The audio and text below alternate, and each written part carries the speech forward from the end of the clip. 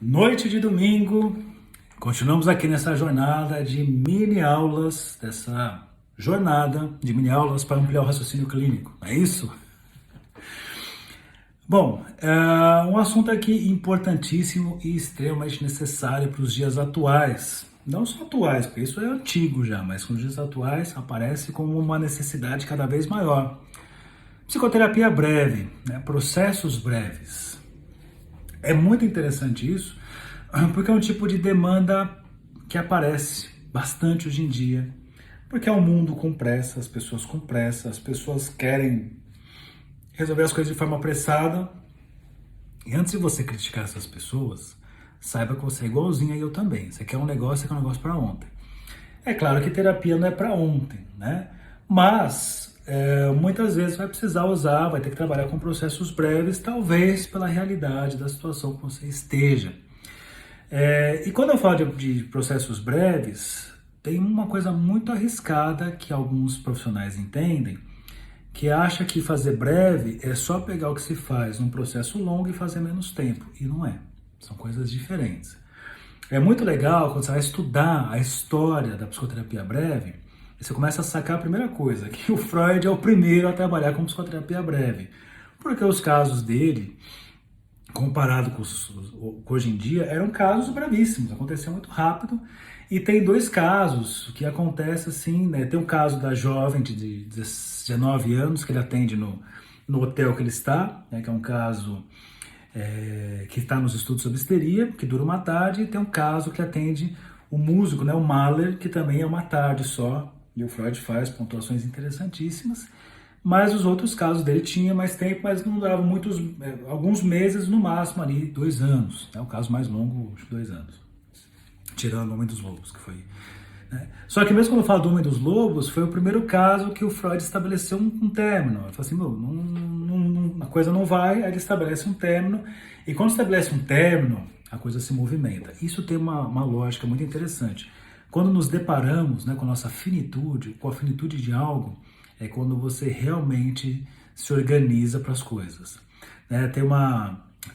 Tem tanto um livro como é que chama? Chamado Todo Homem é Mortal, esqueci o nome dela agora, e tem o livro do Saramago, Intermitências da Morte, a Simone de Beauvoir. Todo Homem é Mortal, Saramago, Intermitências da Morte, que traz umas reflexões para pensar assim, e se nós não morrêssemos? E se fôssemos eternos? Você faria o que você faz se não tivesse morte na frente, assim? Você tem uns 80, 90 anos de vida. Você faria o que você faz hoje, sabendo que você tem toda a eternidade para viver? Um casal falaria ali na frente do padre, né, que jura amor eterno, sendo que o eterno realmente é eterno? Ou nós juramos o eterno porque sabemos que o eterno vai acabar em algum momento? Então a finitude traz efeitos interessantíssimos assim. Né? Você tem relato de pessoas, pacientes, que se depararam com uma situação que pensou que ia morrer, quase morreu, que aí parece que começa a viver. Quase o filme Jogos Mortais, né? Que ele traz uma situação em que a pessoa quase morre, né? Porque ele monta ali uma armadilha que ela pode escapar ou não, e para escapar ela vai sofrer muito, mas depois que escapa, ela tem um apego maior à vida. No caso aqui, né, para evitar tantas derivações, no caso do Homem dos Lobos, ele estabelece um término e aí a coisa acontece de uma outra forma. Então já temos presente isso no Freud. Mas foi graças a dois discípulos dele, Ferenczi e Otto Rank, que processos breves começaram a ser cada vez mais pensados, porque o processo breve também exigia uma coisa mais atuante por parte do analista, uma postura mais ativa por parte do analista. Isso é muito claro na obra do Ferenczi. Na obra do Rank, além de ter a questão do ativo, o Rank trabalha muito com a ideia do trauma do nascimento e vai trazer a questão da terapia ter que durar 9 meses, fazendo referência aí ao nascimento, enfim, né?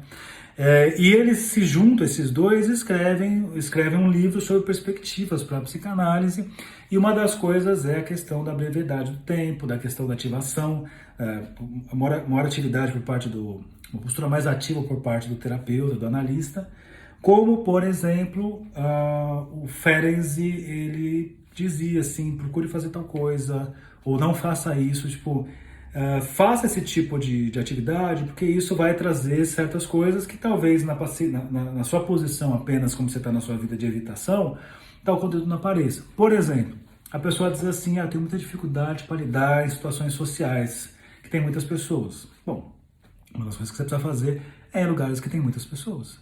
Pô, mas eu tenho medo disso. Pois é, mas vá nesses lugares para você trazer os pensamentos que te ocorrem. Talvez até minutos antes de entrar você nem entre, mas traga esse conteúdo. Então tem algo aí que exige do paciente também uma movimentação maior. Não só ficar naquele lugar de ficar relatando, mas também de se arriscar em certas coisas e também evitar certos tipos de situações, de comportamentos, né, que também faz parte do processo.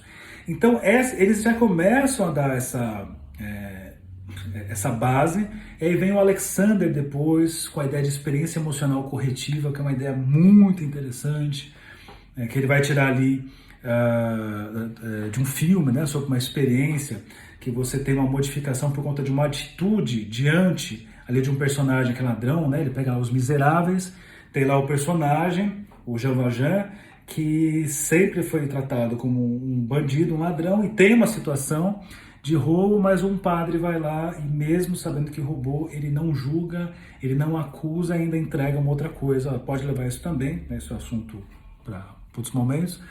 E essa experiência traz uma modificação na postura, na posição do bandido na história aí.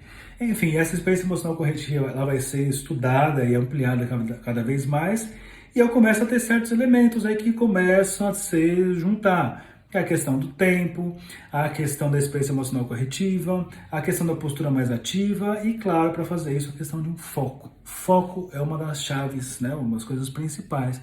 Você elege um foco para trabalhar.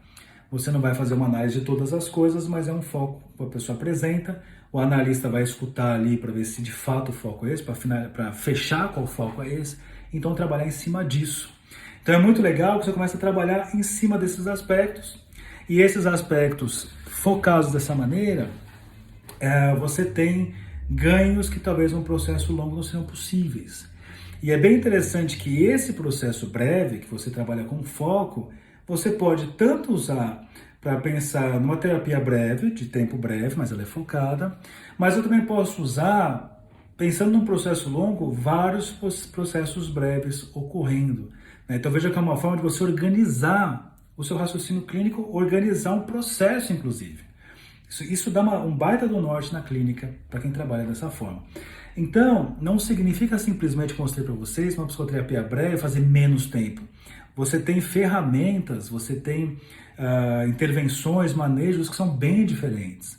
Aí você vai ter autores importantíssimos, como Sifnius, como o David Malan, que eles têm propostas assim, você vai ler os casos clínicos, eles são bem incisivos em certas coisas. E quando o paciente ele começa a fugir do que é o foco, você puxa o paciente para trabalhar aquela questão. E claro que, lembra que eu falei para vocês, primeira aula de hoje, hein, foi às 7 horas da manhã.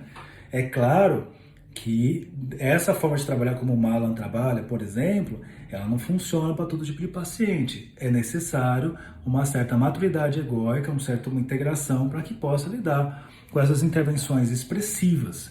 Então, além de tudo, você faz uma avaliação, não é a pessoa que chega assim, eu quero fazer uma psicoterapia breve. Bom, vamos ver se é possível uma psicoterapia breve com você, porque nós vamos mexer em coisas que talvez um foco não vá dar conta e vai começar a desestruturar uma série de outras coisas. Então tem todo esse cuidado que é necessário.